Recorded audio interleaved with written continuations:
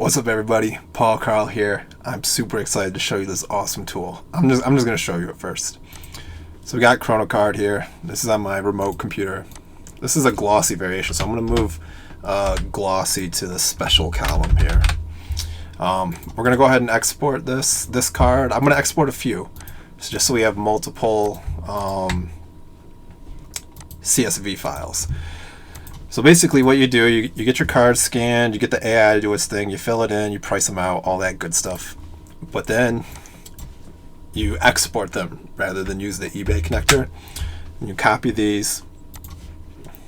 Well, I'm assuming you'd probably be doing it from the same computer. But I'm copying and pasting them here. So let me come to this tool. So this is Chrono Singles. I'm really excited to show you guys this. I'm going to tell you more about it at the end of the video. But one thing I will tell you, there's this warning here. What the app is doing is looking for my zip code, and for whatever reason my location is being blocked, so it won't use my zip code automatically in the CSV, but it's going to just use a placeholder, and it doesn't really matter. It's not going to cause any errors, but if you would like your proper zip code to show, you could manually edit it. Anyway, so we take those images. We're going to upload them here. What this is going to do once they're all uploaded is we click this button here. It's running. You can see up here in the top right, images done. So what that just did was it uploaded all the images to a server and it edited them so they're perfect squares so that eBay doesn't crop the thumbnails. Now we come in here, we get our export CSVs that go with those images. We're going to create the eBay report. And it likes to show the success message before it actually succeeds, so don't mind that. Alright, so we download the file. Now we're going to come here to the Reports tab. In your eBay reports, then you can do your upload. You choose a file. You choose that CSV you just downloaded, the eBay upload.csv. And let's see, here it goes. We're cooking. We're processing, we're completed. Alright, now we go to our active listings and let's see those 3 cards that we just did.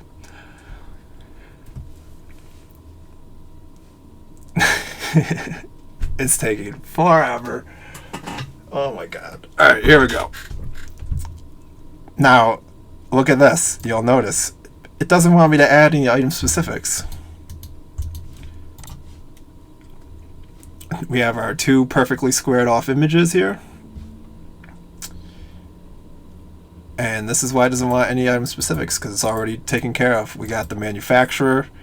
It automatically pulls it. There's a list of manufacturers that's looking for them, and it puts it in there. It pulls it from the Kronocard data. It pulls a sport from Kronocard data. All this stuff is pulled from the Kronocard data.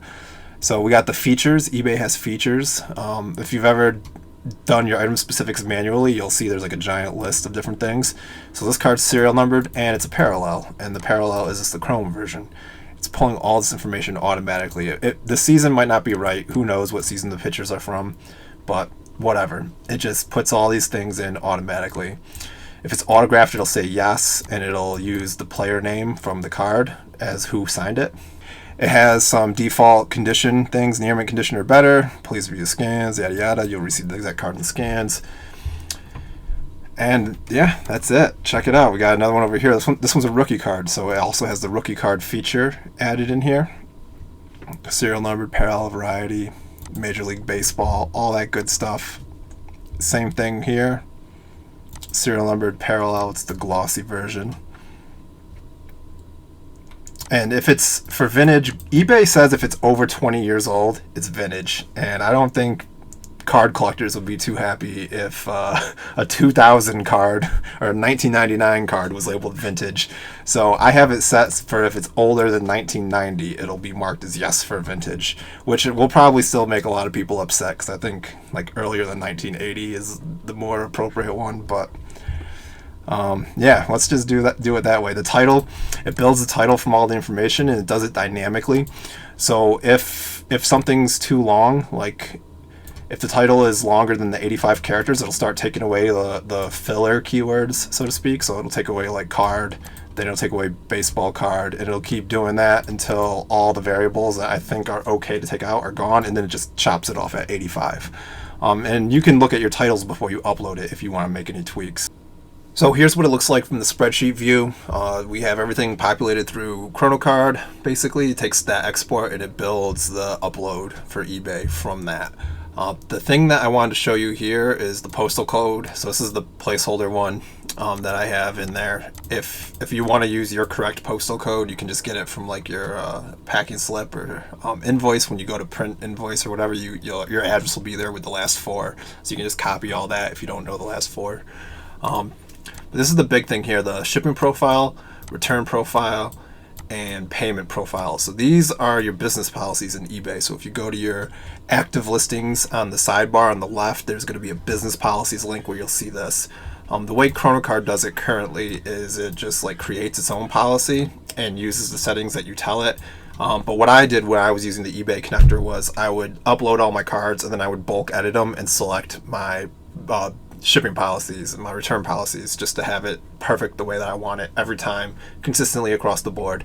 And having the same policies here will actually keep all the cards in the same grouping. You know, when you get an order from somebody and they ordered 6 cards, but it'll show like 2 orders of 3 cards instead of 1 order of 6 cards. That's probably because it has a different, one of these profile names is different and it splits them as a result of that because it treats them differently. Because if you have one shipping profile that is, let's say, ground advantage and the other one's eBay standard envelope, somebody buying it with the ground advantage, if they buy cards, if they buy 6 cards, 3 of them are ground advantage, 3 of them are eBay standard envelope, it's going to split them into 3 separate orders because eBay thinks you're going to ship them 2 different ways. But obviously you're going to ship them all with eBay standard envelope or whatever. So that's why we use the shipping policy names to prevent those kind of things. So to use this tool, you will have to go in and either create business policies if you've never used one before. Super easy, highly recommend it. Or if you already use business policies, you can just change their names to be appropriate for this. And the other thing, I forgot to mention it, there's also a shipping policy, GA shipping, that you'll need to create. This is going to be your ground advantage shipping for your orders. If it's a card that can't go ESE, you're going to need to have the GA shipping policy because that's what's going to be used. The tool looks at the price of the card, and if it's over $20 and doesn't qualify for the eBay standard envelope, then it'll bump it up to the GA shipping. And you can use whatever you want. Just because it's called ESE shipping, maybe you ship everything ground advantage and you charge $5. You can just set ground advantage and charge $5 in the ESE shipping profile or business policy. Same thing with the GA shipping. If you want to use priority mail for that instead of GA, you can set it to priority mail. You can do whatever you want. The only thing that you have to do is use these names.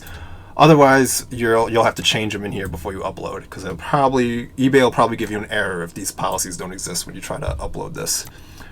But yeah, that's it. It's automatically putting the weight in for you too. So I don't know if any of you guys actually type in like 1 or have some whatever placeholder thing. It automatically puts a 1 in for you, so you don't have to type that in when you go to ship it. I do have best offer on. That's something I want to have toggled, and I'm going to talk about that next. But the reason I put best offer on it is because cards that have best offer are shown higher in the search results for eBay. So I put best offer on everything just for that higher search ranking. And if I get a lowball offer, or if somebody offers me $1 on my $1.75 card, I use text replacement on my phone so that I can just type like eBay count for my eBay counter offer, and in the counter offer I say, hey, this is the lowest I can go, but you can get 50% off if you order 5 or more cards with my coupon code. So it's a chance to upsell people who might just want to try to get 1 card from you. You can potentially turn that 1 card lowball offer into somebody who buys, that 5 card minimum. Or sometimes I've even had people say like, oh, I had no idea, how do I use a coupon? And you can explain to them how to use a coupon. I had one guy order almost 50 cards from me because he had no idea how a coupon worked. He's sending me offers. I was like, dude, you'll get a better price on all these cards if you just use the coupon. So that I think having best offer is so good for those 2 reasons. 1, higher search rankings for your listings, and 2, the chance to communicate with a customer and upsell them. And that it doesn't happen every time. Some people are just gonna send you lowball offers, and that's gonna be the end of it. But I'd rather get a lowball offer and just hit decline, or do some of my counter offer, get another lowball, hit decline, and move on, I'd rather do that and have higher search rankings and have the chance at these upsells than not. So hopefully you think so too, because otherwise you're going to have to change these before you upload them. All right, so let's go back to the app and talk about that more. So I'm in the process right now of having this built out as like a proper app where you can set all your settings, so you can have your own description templates in there, so you can customize the custom label the way that you want it to be. Maybe you want to put a watermark on your images. There's a ton of possibilities out there, and I don't personally have the skills to do that yet, and it would take me too long to figure all that out. I've discovered over the last couple of weeks. So I'm working with some developers on that, and hopefully I'll have a better version live soon. But in the meantime, if you do want to get this like basic level here, but then also have all those extra features and customizations, I do make the desktop app. So if you've seen my other videos, you see me use my scripts here. I can basically make these scripts, tailor them to exactly how you want your business to run and how you want your listings to be, and have it sent to you so that you can install it locally on your desktop and run the app from there. The only drawback of that is you will need to have your own hosting so that you can upload your images to your own FTP. That's super easy though. I can show you how to do that. I've done this for a few people now, and it's been awesome. They love it. And it's been so easy to teach people how to use FTP, because it can be intimidating, but once you've kind of seen it in process, it's so easy. And the benefits you get from having your listings perfect the way you want them every single time outweigh having to learn a new little skill here or there. But anyways, if you're interested in that, send me an email, or you can hit me up on Twitter or DM on Discord. The other thing I want to say is that in the works now, I have another app like this that is going to be for the player lots. So like I said, if you saw my other videos, I have the lots of 6, 9, and 108 that I've been playing with. And from my experiments, the lots of 108 don't really sell that well. They take a lot longer. And I think it's because people don't want to look at 108 cards in the scans to see what's in the lot. I think that takes too much work and people don't care that much. So the lots of 6 and the lots of 9 have done really well. And like lots of 6, I do $4.99 shipped. 6 is nice because you get it under 2 ounces the way that I ship. So I can put like $4.99 on 6, I don't know, Joe Schmo cards, and people buy them. They have like a 15% sell-through rate, which is nuts compared to the singles that I list. So that's going to be in the works next. It's going to be just like this app basically, but it's going to be like Chrono Lots or something. Same UI, same everything. Yeah. And so the last thing I wanted to say too is that if you have any ideas that you want to see exist, let me know in the comments. Like what kind of features do you wish like Kronocard or eBay or any platform had? Because with the people I've worked with on the desktop versions, some of these guys have like these really cool ideas, and it's been, fairly easy to implement them in the desktop apps, and this is really cool. It's making the tool better for everyone. So let me know in the comments, Twitter, Discord, whatever you prefer. Those are the easiest ways to get a hold of me. Thanks again for checking this out, and thanks again for everybody who's like left nice comments and sent me nice emails and all that. That's what really kind of inspired me to try to build something out like this that everybody could have access to use. This is it is going to have a monthly payment just because the server costs behind the scenes. But I'm making them as modest as possible just because I want people to be able to use it, and I want to get feedback and all that fun stuff. But anyway, thanks again. This has been really fun. It's been really rewarding, and yeah, have a good one.